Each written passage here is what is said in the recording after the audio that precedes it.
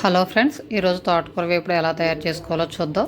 ముందుగా ప్యాన్ పెట్టి ఆయిల్ వేసి అందులో వెల్లుల్లిపాయలు చిన్న చిన్న ముక్కలుగా కట్ చేసి వెల్లుల్లిపాయ ముక్కలు, శనగపప్పు, మినపప్పు, ఆవాలు, జీలకర్ర, ఎండుమిరపకాయ, కరివేపాకు వేసి బాగా వేగిన తర్వాత కొద్దిగా పసుపు వేసి తర్వాత తోటకూర చిన్న చిన్నగా కట్ చేసిన తోటకూరను కూడా వేసుకుందాం.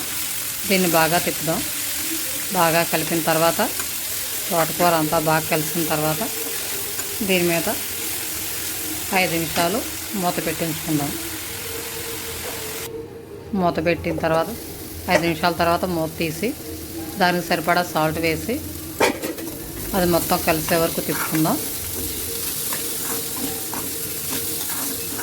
అంతే ఫ్రెండ్స్, క్రిస్పీగా ఉండే తోటకూర వేపుడు రెడీ. స్టవ్ ఆఫ్ చేసుకోండి. ఇలాంటి వీడియోస్ మరిన్ని చూడాలంటే మా ఛానల్ని సబ్స్క్రైబ్ చేసుకోండి. Thank you for watching.